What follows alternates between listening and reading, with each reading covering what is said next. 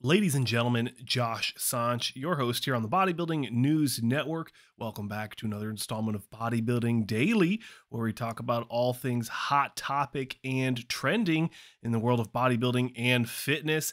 I want to give a quick plug to everyone who has been watching the channel and are new here. I looked at some analytics and we have a huge improvement in the watchers. So what was it? 78.6% of you are not subscribed, but 21% of you are subscribed. So that really does crush our numbers. It used to be something around 90% non-subscribed. So I just want to thank everyone for that. But digging into our first topic, we have some footage from Keone Pearson. And for a quick recap, for those of you who do not know or are not familiar with the phenom, the prodigy Keone Pearson, coming from classic physique Olympian to 212 Olympian, and then this year finishing top 6 at this year's 212 Mr Olympia. He recently shared a Instagram post, a few of them, but one of them that caught my eye. The caption reads, "Current status, 50% vegan and health phase." Now, obviously, this is not saying he's 100% vegan, but I'm wondering what 50% vegan is. Is that saying like half your meals aren't meat or half your food isn't meat? Because, I mean, if you're a bodybuilder like me, half your food already isn't meat. You know, you've got your carbs and then you have your protein source. So I'm not sure what the strategy is for him and his Gasp team. And Axe and Sledge as well, cool brand there. I'm not sure what their strategy is with this vegan approach to their off season. I'm sure he's cycling off of everything, giving the body some well-needed rest after his long season. But I'm definitely wondering what his plans are for the next season, though. You know, he made such amazing improvements at the Olympia and over the last 2022 competitive season, really brought that shape and conditioning that we wanted to see from him. He took that from the Tampa or the Texas. He brought it from those shows. It was the Tampa. He won first place in the 212 last year's Tampa. He brought that improvement to the Olympia, which is what everyone was waiting for. And he was surprisingly only 6th place. So I'm sure he could have moved up, but we'll definitely see in the near future, at least at the 2023 Mr. Olympia, how he can improve upon his already improved 6th place finish. Someone who definitely wants to make some improvements is someone I think actually might have been a little overlooked is Mr. What? He competed 6 times last year? Mr. 7-time. Oh, no, that's a different one. Mr. 6-time competing in the 2022 competitive calendar, Justin Rodriguez, sharing some physique updates. I like what I'm seeing here. The only thing I'm worried about is the conditioning. We're just creeping in on 5 days out. This post was 2 days ago, as of the 28th of January, just beyond 5 weeks, but just around 6-ish, 6.1 maybe weeks out from the Arnold Classic. And he wasn't as sharp as we want to see him. And that's what really was his signature calling card from last year's Arnold Classic. He came into 2nd place. We talked about this in the last video in depth, so make sure you guys check that one out the last time Justin Rodriguez was on the thumbnail. But he really brought such phenomenal conditioning in that 2nd place finish last year. I'm wondering if he's going to have enough time to bring the conditioning and to improve the conditioning. That's what I'm worried about. But I definitely think he might have been a little bit overlooked. But that'll definitely be another video coming out later this week.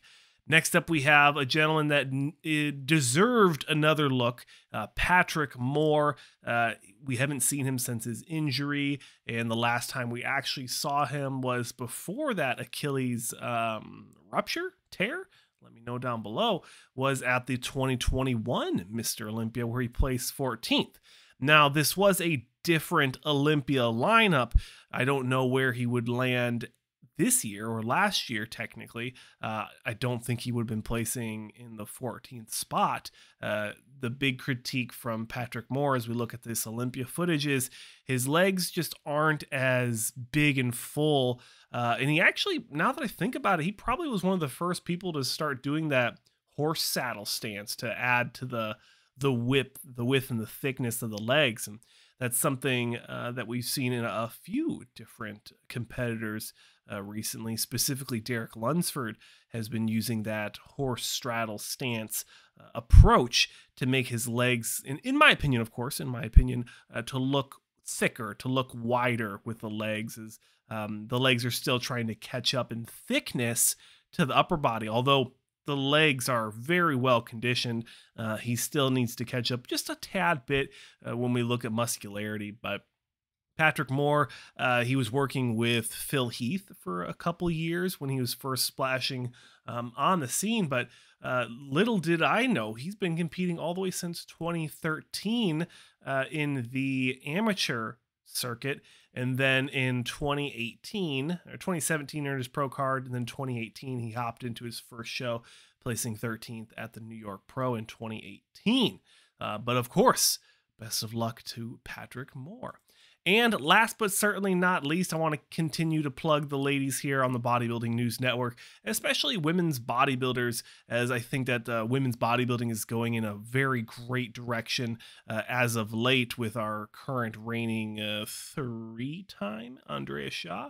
We have Miss Leyvina Barros, Barros, I can never get my R's to roll, but a women's bodybuilding Olympian, whopping 26 years old, absolutely insane. She's been able to put on that much muscle. And also, something I always want to highlight with these ladies, especially women's bodybuilding, is the femininity, them being able to put on all this muscle, but then still look feminine, and then still look healthy. You know, of course, it's a personal preference, as you know, my preference is towards this, and yours maybe might not be. But I do love what she's doing. She placed 15th, so she actually did place at her first Olympia. And I do believe, correct me if I'm wrong, NPC News Online is saying that her pro debut was at the 2022 Muscle Contest Brazil, where she, first pro show, and then won her first pro show, came into women's bodybuilding Olympia and placed. Obviously not where she probably wanted to place, but nevertheless, I thought she did place. She did show up well. Her physique looked nice. Now, if we're going to be sticklers, I'm wondering what she needs to do to improve the physique. From the back, she could add a little bit of thickness in the lats, the rhomboids, the delts, give that wider shield look. But overall, I think she looks phenomenal.